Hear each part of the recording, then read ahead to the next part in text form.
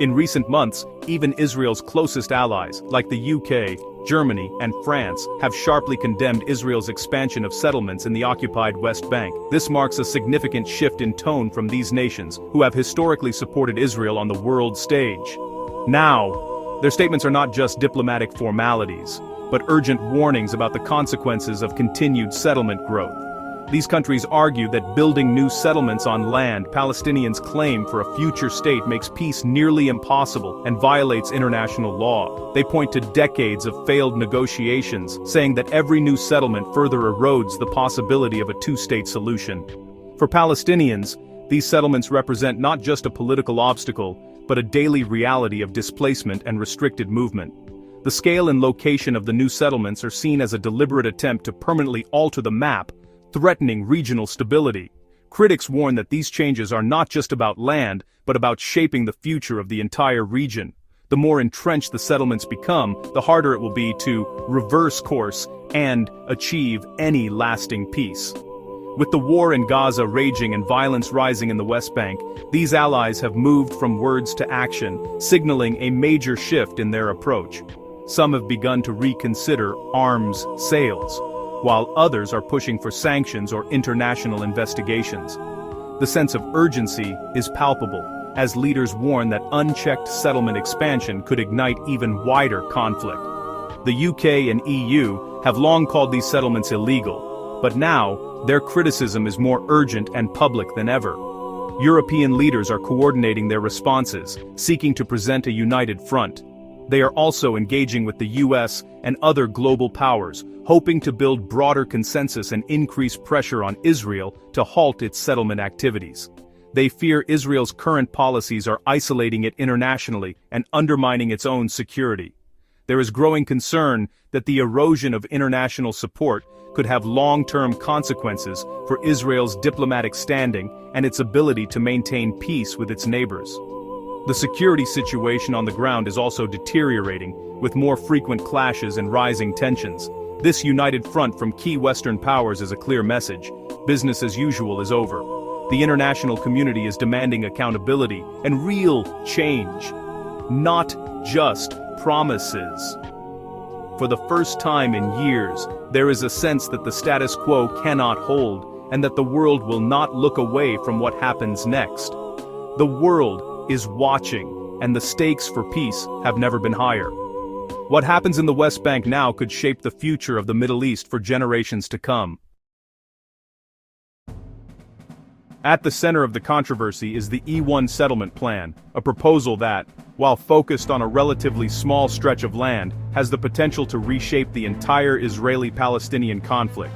E1 refers to a corridor of land just east of Jerusalem, strategically positioned between the Palestinian populated areas and the large Israeli settlement of Ma'ale Adumim. The project aims to build thousands of new homes, expanding Israeli presence between East Jerusalem and Ma'ale Adumim. Supporters argue it's necessary for natural growth and security, but the scale and location of the plan have made it one of the most contentious issues in the region.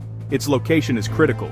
Building here would effectively split the West Bank in two, severing the north from the south. This would not only isolate East Jerusalem from the rest of the West Bank, but also cut off Palestinian communities from each other, making travel and daily life far more difficult. Critics warn that such a move would make the creation of a contiguous, viable Palestinian state nearly impossible, undermining decades of international efforts toward a two-state solution. For many Palestinians, E1 represents a final barrier to their hopes for independence.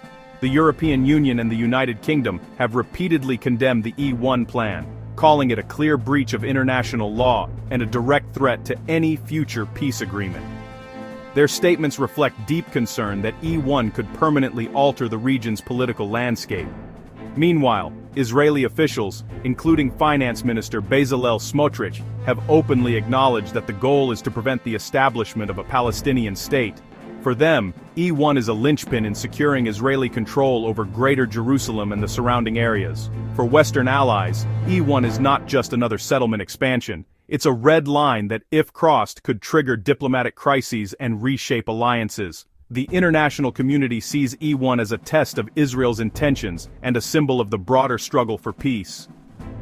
Each time the plan resurfaces, it draws swift, severe condemnation from governments and organizations around the world. Statements, emergency meetings, and urgent calls for restraint follow, underscoring the high stakes involved. The future of the region could hinge on what happens to this small but strategic piece of land. E1 is more than just a patch of earth. It's a flashpoint whose fate could determine whether peace remains possible or slips further out of reach. In response to the controversial E1 plan, which has drawn international condemnation for its potential to further fragment the West Bank and undermine hopes for a two-state solution, and amid a surge in violence on the ground, the UK and its closest allies have escalated their approach. No longer content with issuing statements of concern, these nations are now taking concrete steps to demonstrate their disapproval and to pressure Israel to change course. In May 2025, the UK, Canada, Australia, New Zealand, and Norway jointly announced targeted sanctions against senior Israeli officials, including National Security Minister Itamar Ben-Gvir and Finance Minister Bezalel Smotrich. These measures were imposed in response to their roles in inciting violence and alleged human rights violations, sending a strong signal that such actions will not be tolerated by the international community. In a further escalation, the UK government suspended ongoing free trade negotiations with Israel, citing the rapid expansion of settlements in the West Bank and the continued blockade of Gaza as key reasons. This move threatens to impact billions in potential trade and signals a willingness to use economic leverage. Meanwhile, the European Union has begun a formal review of its own trade agreement with Israel.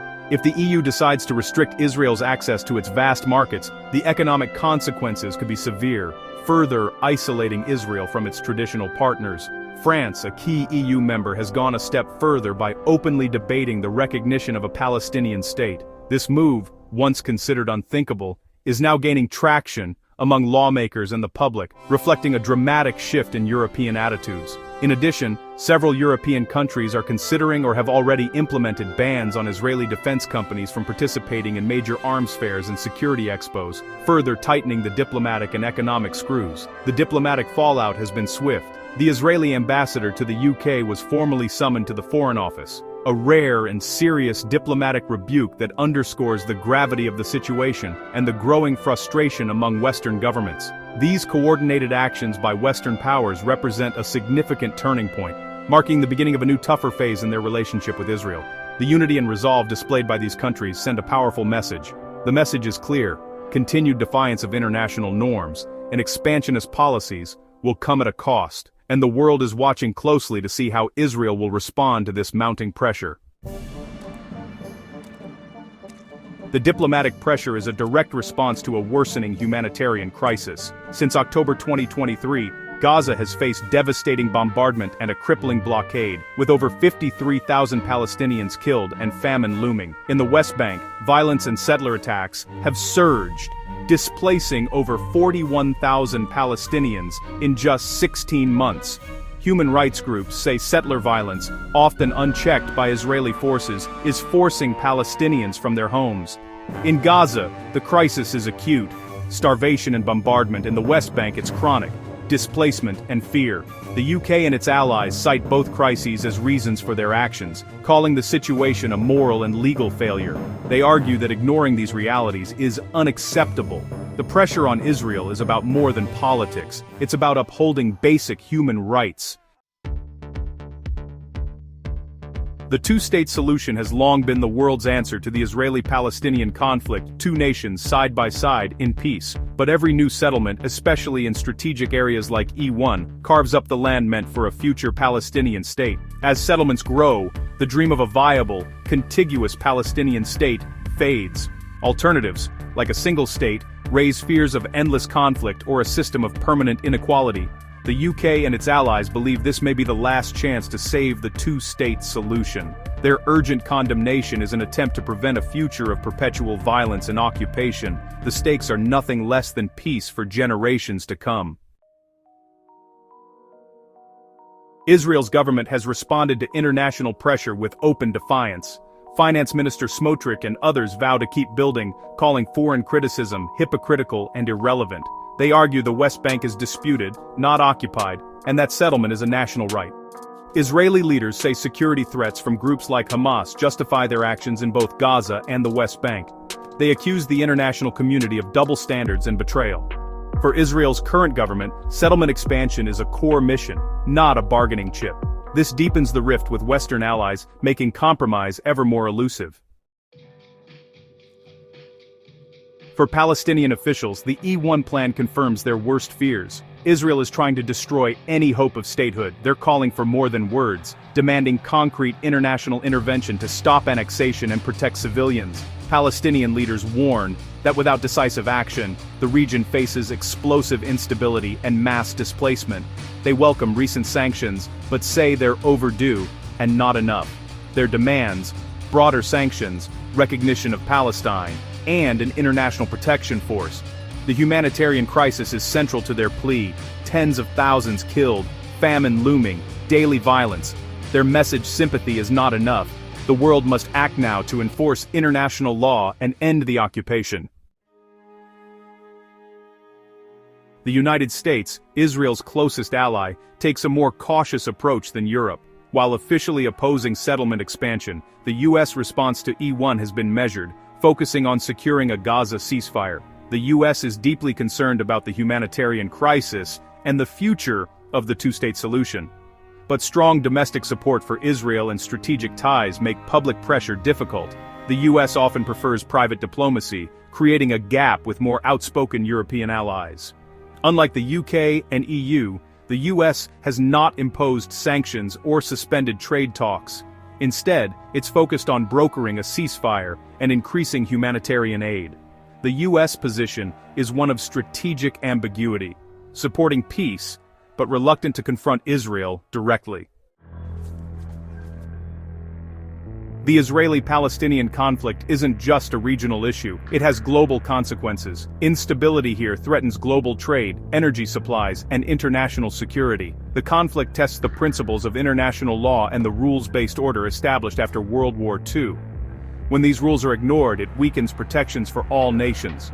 The humanitarian crisis has sparked outrage and protests worldwide, pressuring governments to act.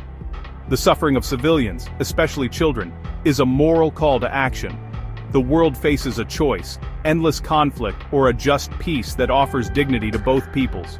The recent actions by the UK and its allies show the international community can no longer be passive. What happens next will shape the future for millions.